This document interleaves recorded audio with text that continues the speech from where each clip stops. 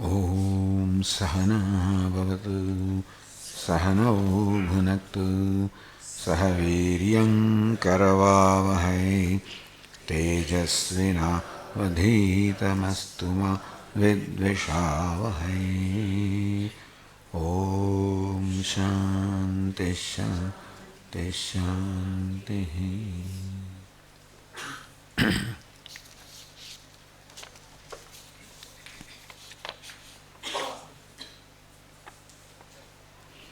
Why from Satya, which is real, appears Mithya, which is unreal, not real?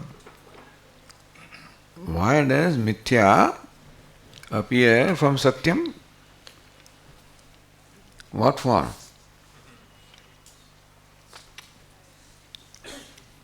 It's a good question. Mithya means that for which there is no answer to the question why or what. It says appears Mithya.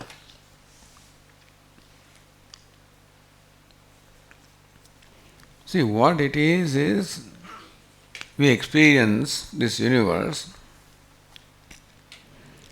and how do we explain what we experience?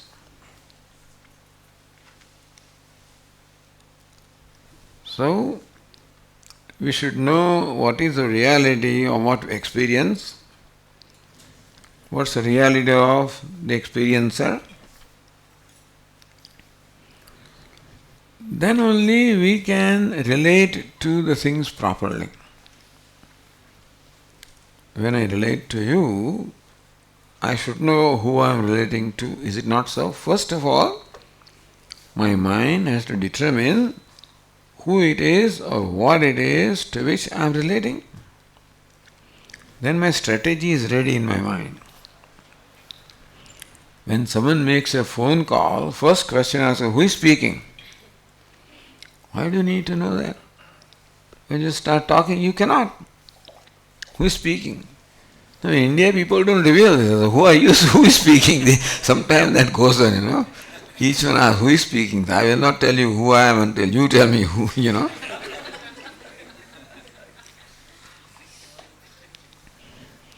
We do not know what to say unless we know who we are interacting with, because that's what determines. Who am I interacting with determines how I interact with. In our earlier ashram, we had a manager who would always be howling, and make a phone call. He would start that way.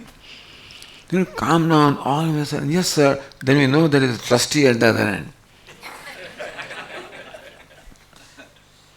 So how your whole behavior, everything changes depending upon who is at the other end.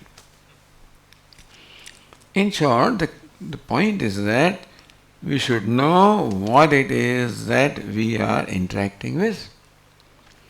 We are constantly interacting with the world, which consists of people, things and beings, names and forms. And unless we know it for what it is, what we do may not be right.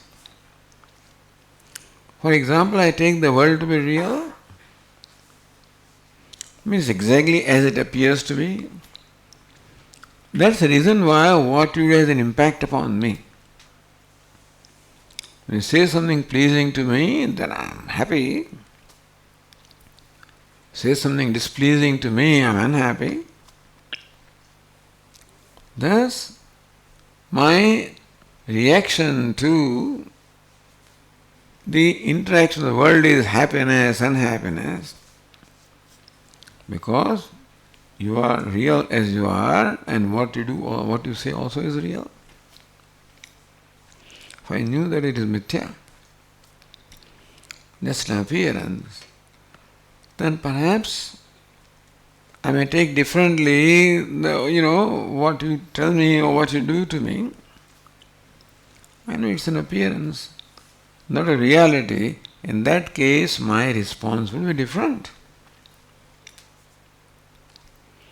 Looking at my reflection, my response is one kind, looking at another person. So if I know that world is mithya, suppose I knew, and that became embedded into me, that it is an appearance, not a reality. That means whatever the world does is not a reality, just an appearance. I don't take it seriously. Mithya I don't take seriously. Satyam I take seriously. Right now I take everything seriously, therefore I am affected by whatever is done to me. Because it's all real.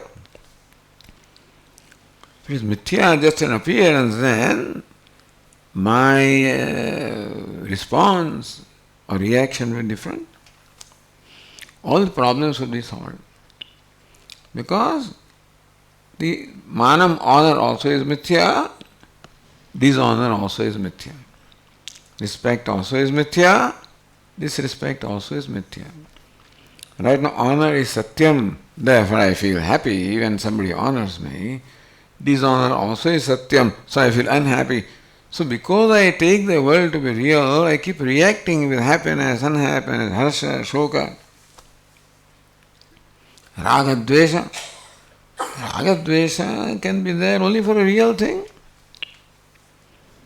When I know that I am looking at the mirror and I am looking at my reflection, which may be distorted because the mirror is distorted, I don't have dvesha for that. I know it's not real. I laugh at it. When I look ugly or funny in a concave mirror, convex mirror, in Ahmedabad there is a children's place, park. There is a room with a different kind of mirrors. A big concave mirror, a big convex mirror. One mirror shows you like this, some mirror shows you like that. What happened to me all of a sudden? I should start dieting. I don't, respond that way. I know I enjoy, it's fun. When I know that what I am looking at is not real. If it was real, then I would start worrying of dieting, I become so fat. So knowing the reality of what I am interacting with is very important. Therefore, that the world is mithya is something that because we are dealing with the world. And therefore it is important that we know what it is. Right now we take everything to be real.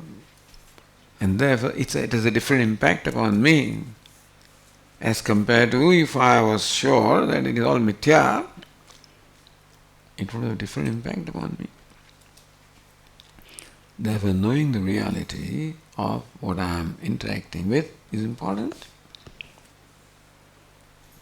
So, but why? We have no answer to the question why. Science does not answer the question why. Why is the law of gravity? Is there an answer to that?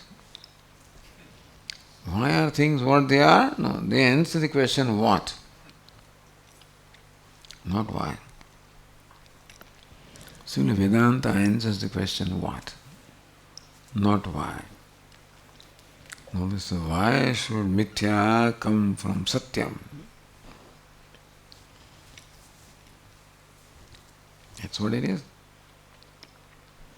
I guess that's what Ishvara willed. So that they try to explain this. How did the universe says, why, what is Satya from there, why should the universe come? So they tell you a story. The beginning of creation, so kamayata bhahusyam prajaya, that Ishvara desired, may I become many, may I be born, may I become many. Ishvara and desire, etc. doesn't quite make sense, does it? So kamayata. Who is saha? Satyam jnanam anantam brahma. So in the Taittiriya Upanishad first, I know.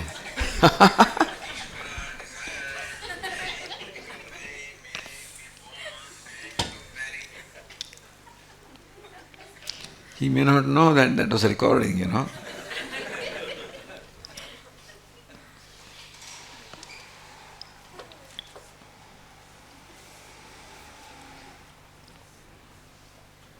So some story is being told that Ishvara in the beginning of creation desired that may I be born, may I become many, may I create the universe. Because how do you explain? Why is the creation? There is no answer. What is the creation is what Vedanta answers. That it is mithya. And the purpose of telling all the stories is only that. Different Upanishads tell the stories in different ways. The story of creation is being told in different ways and you wonder, where is consistency? Upanishad is supposed to be consistent. And we do not find consistency in the way the creation is described. So why is it so? Why does one Upanishad describe 5 elements, another describes 3 elements, one describes that it all came from Pranan and Shraddhan and some different sequences described. So Bada Swami counted there are 44 kinds of descriptions of creation. He may have gone to 108 Upanishads, I guess, Because they don't seem to take it seriously. They do not seem to take the description of creation seriously because they do not want us also to take it seriously, I guess. And the only purpose of describing creation is to make us understand that it is mithya. The purpose of describing creation is to make us understand what is this Brahman. And therefore, if what is Brahman, one without a second, without any attributes, then what about all these attributes and what about all this multiplicity? If Brahman is the only reality, one without a second, and in its essential nature is devoid of all attributes, names, forms, then how do you explain all the names and forms and attributes? Only way is it's just an appearance, not a reality. And I guess our life is meant for us to discover this. Dve vidye veditavye itihasma brahma vido vadanti parachaiva aparacha. Mundakopanishad says that there are 2 vidyas or 2 forms of knowledge that we should gain in our life. One is aparavidya, other is paravidya. Aparavidya, the knowledge, not inferior knowledge, knowledge of the inferior. And paravidya, knowledge of the superior. Inferior means the world. So that also we should veditavye. We should know the universe also to recognize that it is mithya, so that we have vairagya. This mithyatva nischaya can create real vairagya because then you don't expect anything from that. So therefore we should understand the universe also. Not how many grains of sand there are and how many hairs is on my head. Not that way. But what's the reality of the universe? That way we should know. And so, but here question is why from Satya, which is real, appears Mithya, which is not real? What for?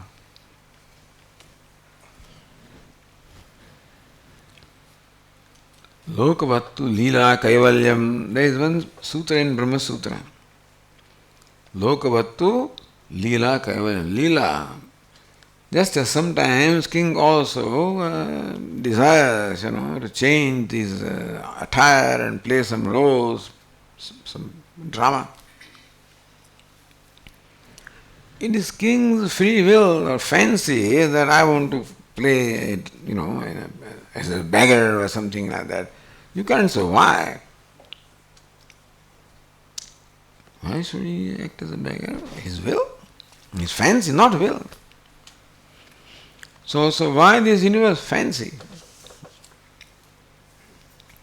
Because after all, it is just a role. If king became the beggar, then the question why would be appropriate. Why did he become beggar? But he just appeared as a beggar. For appearance, there is no why. This question is discussed in Vedanta. What is the reason why the rope appears as a snake? What is the reason why? They say, why does the shell appear as silver? This is their example. But you can similarly ask, what's the reason why the rope appears as a snake? Various explanations are given. So coming back to shell and the silver, somebody says the silver that you are seeing there is silver which is in a jeweler's shop. That's the silver there you are seeing here. Somebody says the silver which is in your mind is what you are seeing there. Somebody says silver that does not exist that you are seeing. So, how come this shell appears as silver? People have scratched their heads and come up with various explanations. That's all my thing. But no explanation fits. There is no explanation as to why a shell appears as silver. Vedantin says, anirvachaniyam, that which cannot be said to be so and so, which you cannot answer. Why? You cannot answer. Why? Shell appears as silver or rope appears as snake. Or why is there Brahma or delusion? Ignorance. So why is the world there? Why did Ishvara create the world? Moment you assign a cause, there is a problem. So many explanations are given. And Mandukya Karika also gives some explanations. Then ultimately he says, why? Devasya svabhavayam atmakamasya kaspruha. This is just a svabhava. Devata means Ishvara svabhava. Why is fancy that appears as his world? Atmakamasya kaspruha. Ishvara is aptakama, meaning he is free from all desires, he is full and complete. Therefore, there can be no reason why he should do anything. Devasya svabhavayam. It is Ishvara's nature, just his fancy to appear as the world, just as king's fancy to play as a beggar. This great Vedanta has no answer to this question, by the way. Why? So there's this skirt around. And answer like this. Anirvachaniyam. Something that cannot be described as such and such. Cannot be categorized as such and such. So why does rope appear as a snake? Vedantin is very smart. He says no explanation. Other people pride in themselves, like the Nayayikas, they think that we can answer and we can define everything. Their job is to give lakshana, meaning give the essential characteristics. Anything they'll define very accurately. There may be long definition. Vedantin says you cannot define anything. Because all definitions are given taking the world as such. That's a problem with all other people. The Vaisheshikas, Nayayikas, Sankhya, all of them give wonderful explanations of the universe. They categorize it in so many categories, so many elements, things like that. But all of that is assuming that the universe is real. That's the reason why no explanation really works well. Because the basic assumption is wrong. What's the basic assumption? Universe is real. And then you give very, intellectual answers and definitions. Basic assumption is wrong. Vedanta says you can't define anything. You can say from this standpoint is like this and from that standpoint is like this. In the Jain Siddhanta there is a Syadvada. Syad. If you look at it this way, it's like this. From that way, it's like this. From this way, it is like this. Meaning that nothing actually lends itself to a definition. Which is right for Vedanta and is mithya. So they think you can't define, you cannot. Because mithya, that is mithya which cannot be defined as such and such.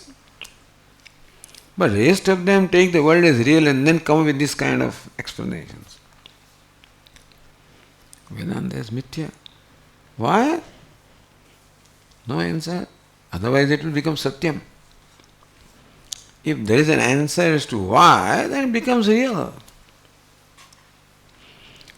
So the Vedantic teachers say that the Vedantin cannot explain what the world is not a dushanam, it's a bhushanam. Meaning that it is not a defect, it is an ornament that we cannot explain. We do not pride ourselves in explaining what the world is. Because it's mithya. So even Vedantian also say, sorry, we cannot explain. The question is, what for? Why from Satya, which is real, appears mithya, which is not real? That is called appearance, Appearance has no reason. Why does roe appear as snake? No reason. Why does shell appear as silver? No reason. Why does Brahman appear as Jagat? No reason. So, even the great Karikakara says, Gaudapadacharya, Devaschaisha Svabhavayam. It's just the nature of Ishvara, just to appear as a word. Atmakamasya kaspruha. What desire can he have? Because he is all full and complete. And so it is just his nature. His fancy to appear as a word. No answer to the question, why? And so ultimately, nothing in the universe can be, no, why, you cannot give an ultimate answer. You can give a temporary why because of this, why because of that, why because of that. Ultimately, the whole universe is characterized by what they call the dosha, means a defect, as the Nayayika would say. Either why is it so? Because that is so. Why that is so? Because this is so. It's Anyanya Ashraya. Why is it so? Because that is so. Why is that so? Because that is so. Why that is so? Because this is called Chakratmaka. Why is it so? Because that is so. Why that is so? Because that is so. Why that is what got the infinite regression. Anavastha dosha. Why is it so? Because you are like that. Atmashra. Some kind of defect will be there in trying to explain anything.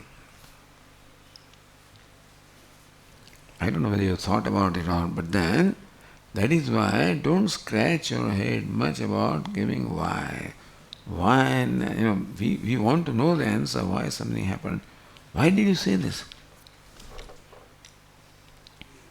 So you want to come to a conclusion who is fault, who is guilty? Who is at fault?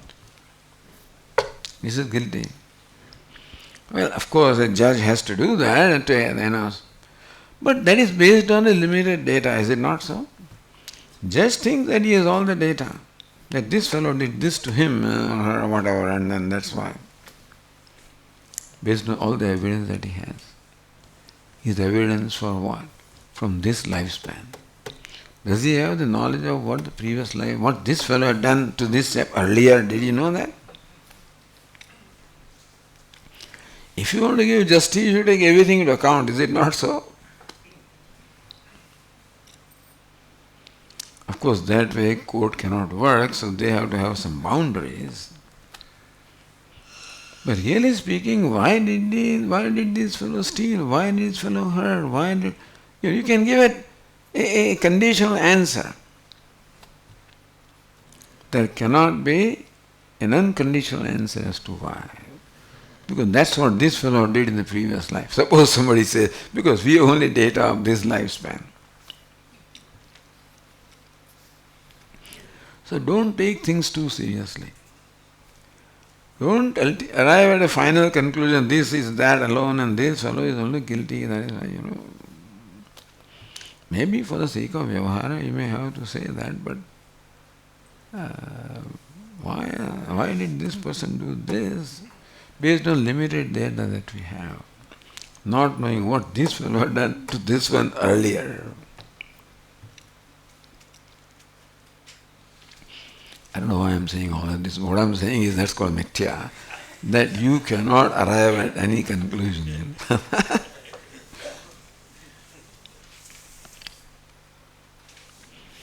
Confusing you further,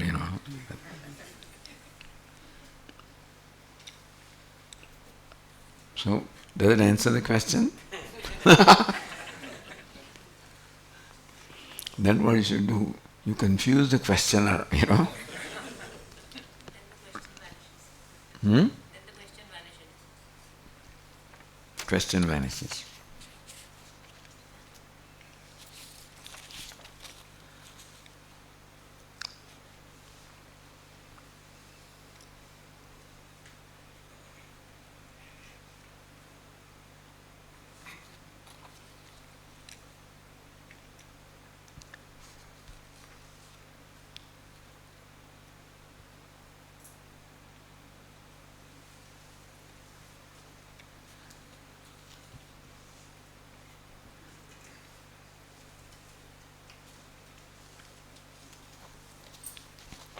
The standard questions are always about prarabdha and the purushartha. So if prarabdha karma is already fixed, being that we are born with destiny, this body is the result of the past karma and we are born with destiny, meaning the result of the karma that we have performed in the past. So if prarabdha karma is already fixed and definite at the moment of birth, is it not that I am not the doer of anything and that there is nothing for me to do? That prarabdha is doing, I am not doing anything? That's a question, looks like. Is moksha already decided by my prarabdha and is inevitable, or is Brahma Vidya separate from it?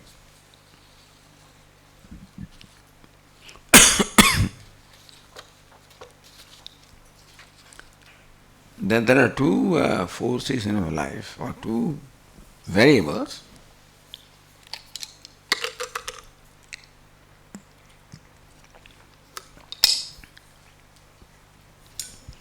One is prarabdha, other is purushartha.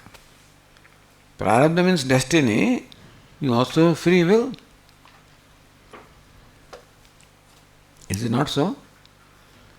Does human being have free will or not?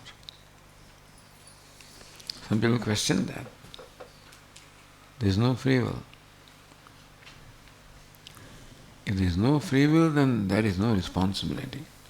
This free will gives us responsibility. Those creatures who do not have free will have no responsibility. So if a dog keeps on barking, you can't hold it responsible. No court of law will take your case that this dog barked for the whole night, did not let me sleep or something. This is what they do anyway, but still.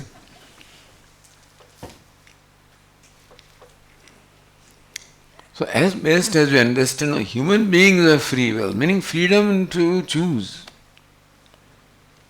Kartum shakyam, akartum shakyam, anyatha vakar. Meaning, at any point I have a freedom to decide whether to do something, not to do it, or do it in the way I want to do it.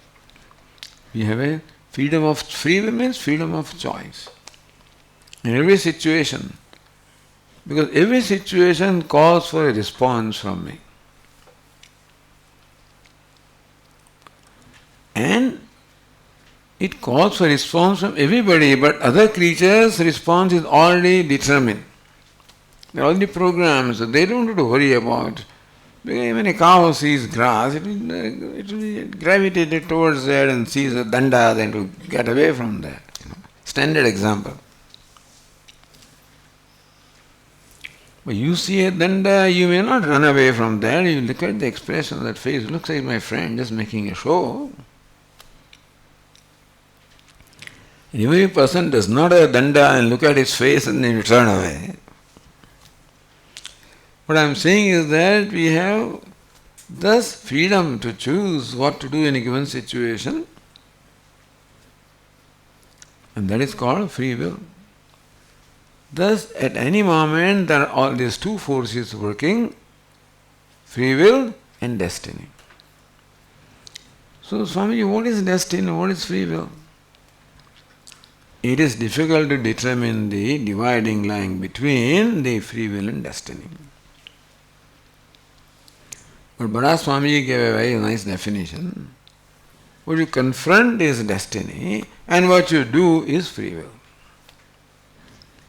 What you confront is destiny because you have not created that.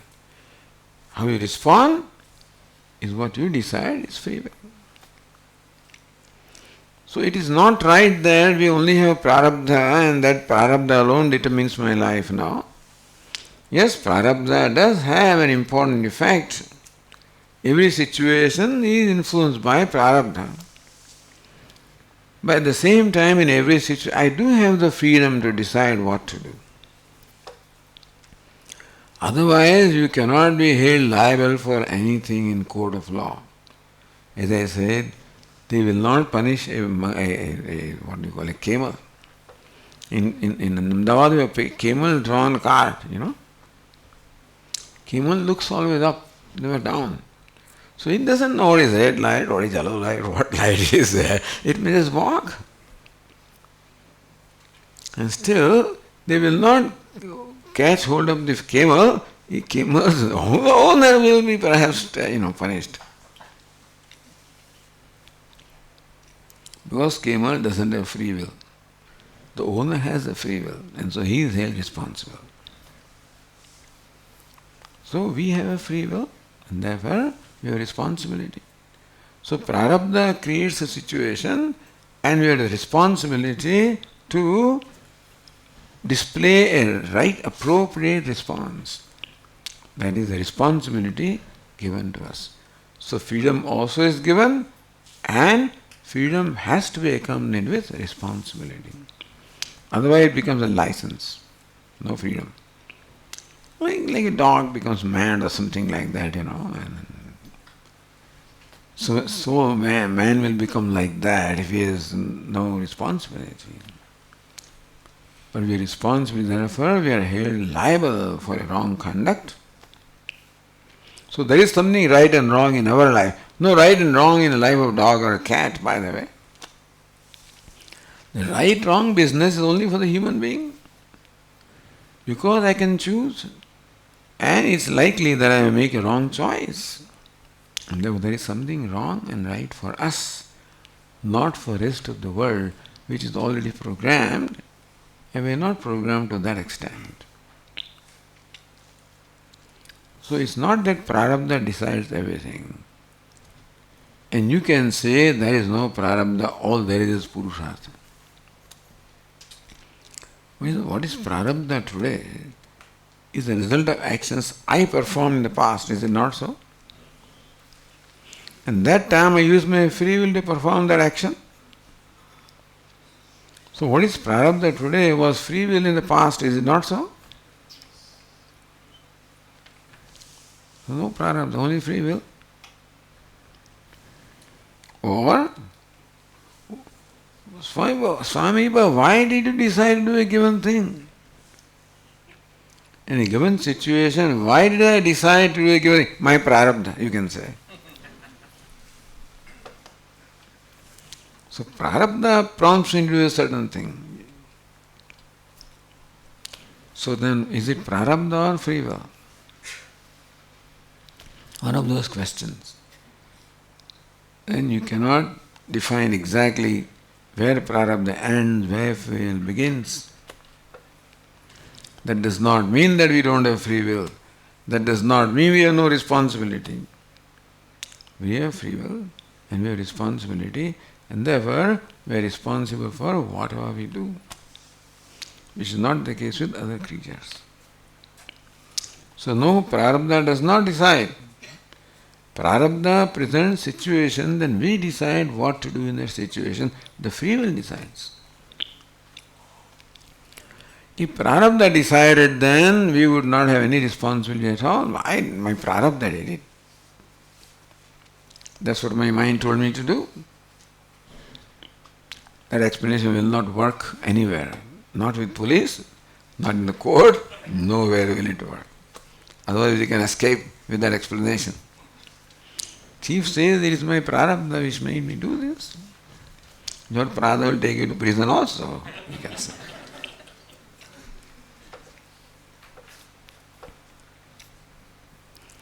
So no, it is not right that prarabdha decides our life and moksha. Moksha is purely result of the self-effort.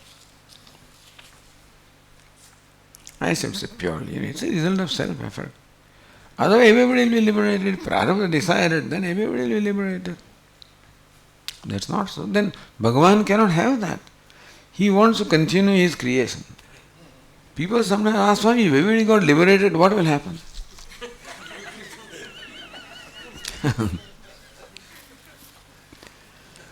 I say, it's not likely to happen at all,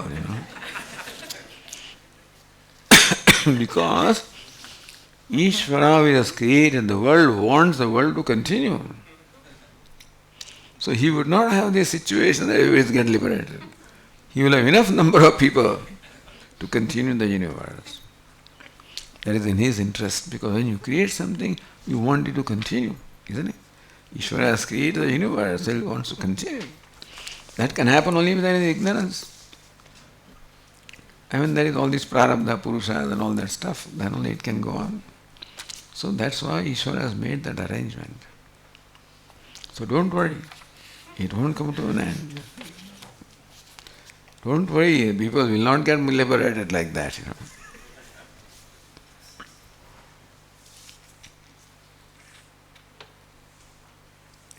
Is moksha already decided by my prarabdha? No. Yes, moksha is a possibility given to each one of us.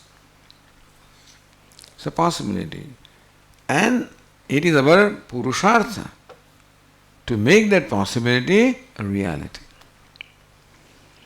And also that is because each one of us loves moksha. In fact, if we analyze all our desires, we will find that the desire behind all the desires is only for moksha. Any desire ultimately is desire for some freedom. When does my mind desire something? When the mind feels in some way restricted, bound by something. That I don't know something, I don't have something, I have too much, whatever. So I want to become free. Too many things, Swami, I'm getting rid of them. I don't have enough, that's why I'm acquiring them. So whether I'm acquiring something, getting rid of something, whatever I do that as determined by my understanding of what bondage is and what freedom is, and therefore every moment whatever I do is motivated by desire of some kind of freedom. So that's all I want in my life, freedom. And freedom means happiness. You can say what we are seeking is happiness, You can say what you are seeking is freedom.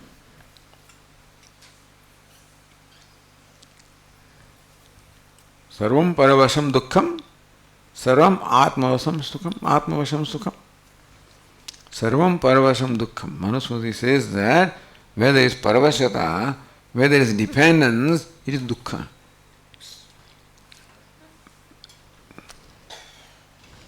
No, I don't see any insects there. Buzzing bee around here. She, in the wrong chair. So, Manusmriti says that what is dukkham? Paravashata is dukkham, dependence is dukkham. Sarvam atmavasham sukham, freedom is happiness. Happiness is freedom, dependence is unhappiness. So we are seeking, you can say, freedom, seeking happiness. That's the desire behind all the desires. So we all want moksha. That's all we want. We may not recognize what we want, therefore we want this, that and so on, because we do not know what exactly what we want. Like a child doesn't know. He is crying. So mother thinks he is hungry. There is something problem in the stomach. He is crying and mother thinks he is hungry. So you can give some food and some more pain and more crying. So similarly, wrongly diagnosing things. But what we want is simple freedom. That's all we want. Simple, unconditional freedom. That's called moksha. That's what we want. That's the possibility in our life. And therefore, we should recognize what we want, number one. That what we want in our life is moksha.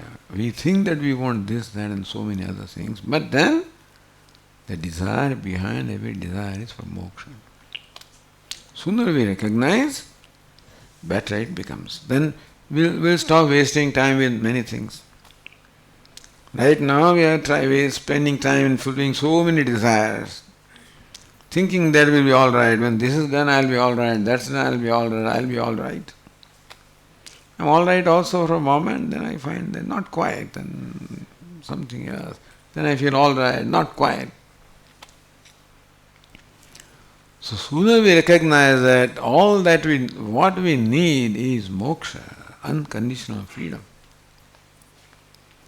And the second thing is that is already accomplished because it is my nature.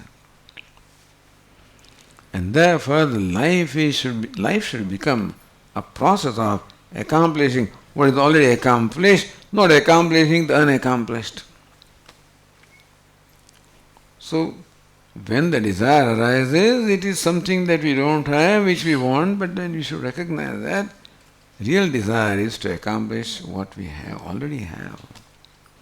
What we think we don't have, we already have. No, Swami, I know I want a new car. Do I already have? Not a new house, do you already have? Not that way. But then why do you want a new car? I want it. Why? Oh, I'll enjoy it.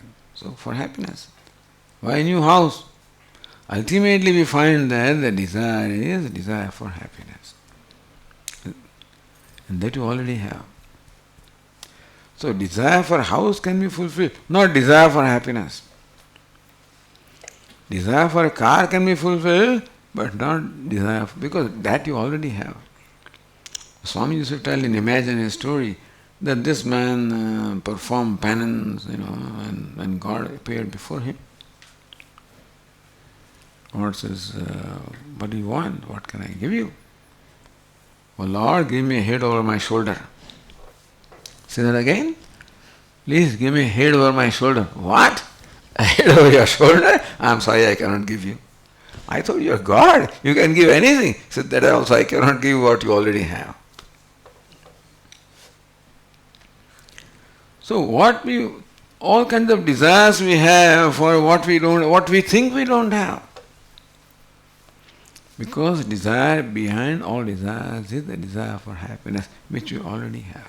So If you want a house because you need, so for our worldly needs, if you want something, it's understandable.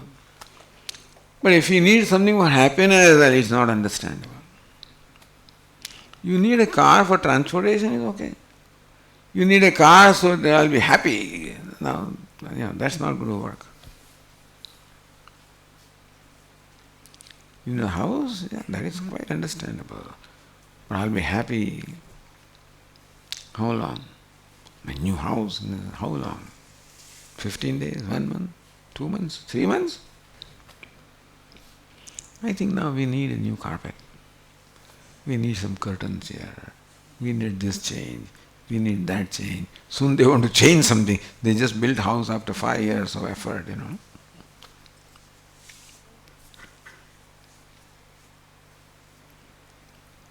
So the desire behind all desires is desire for happiness, and nothing can give me that I have discovered from myself. And therefore, that is called moksha.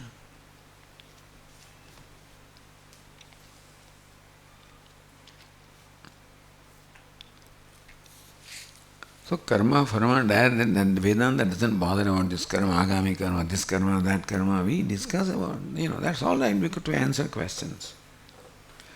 Vedanta has no interest in karma. Prarabdha karma, agami karma, this karma, all that accounting business is all right, but it's called accounting.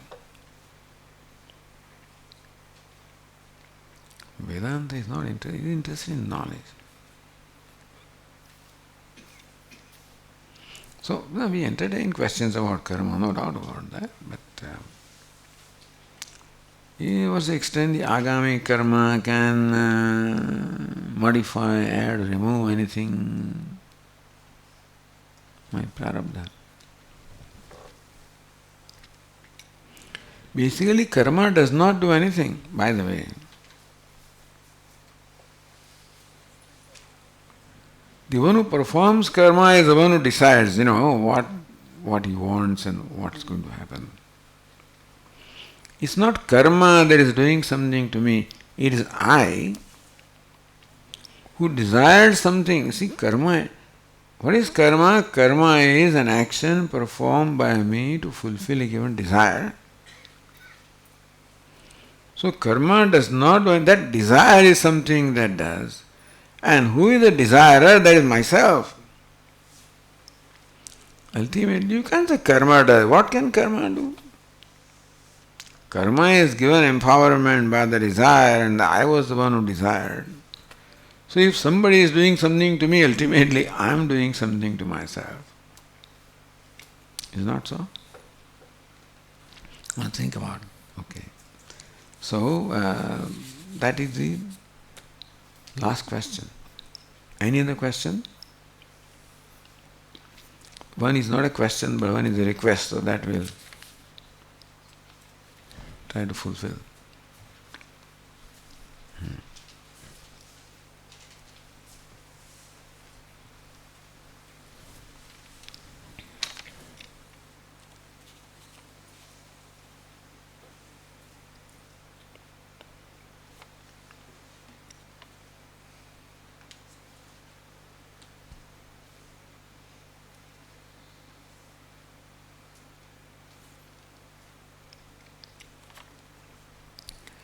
Brahman is aprameya. If that is the case, having pramana buddhi towards aptavakya, how will it help? Brahman is aprameya means immeasurable, meaning that no words can describe it. I guess that's what is meant here. Aprameya means that Brahman cannot be described in words. And the teacher and the Upanishads only communicate through words. So, how will knowledge take place? Brahman cannot be the meaning of any word, and the teacher and the scriptures only use words. So how can knowledge of Brahman can take place?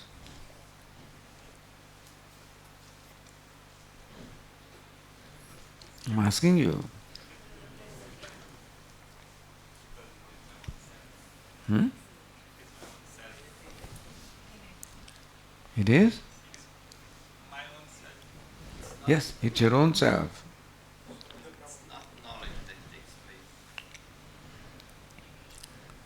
It's my own self, but then even self also cannot be described in words. Is it not so? Shabda Pramanam, right? So Shabda Pramanam means the Shabda should create knowledge. But Atma or Brahman cannot be the meaning of any Shabda.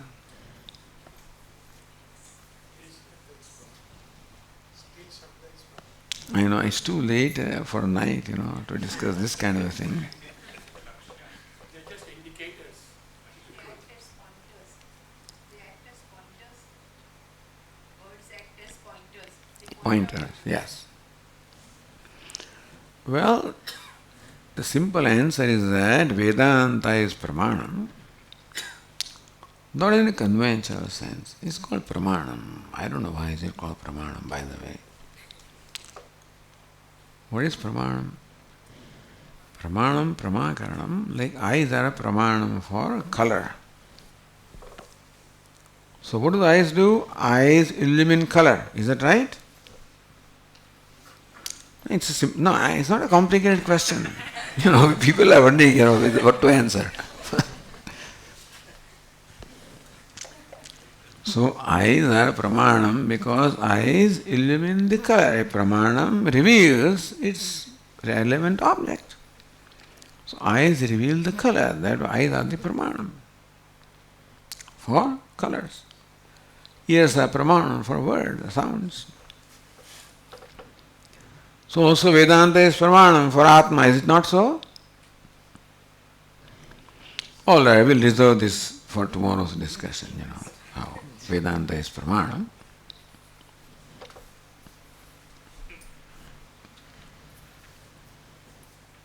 In tomorrow's class, we'll connect it in some way and never discuss this. Okay. So,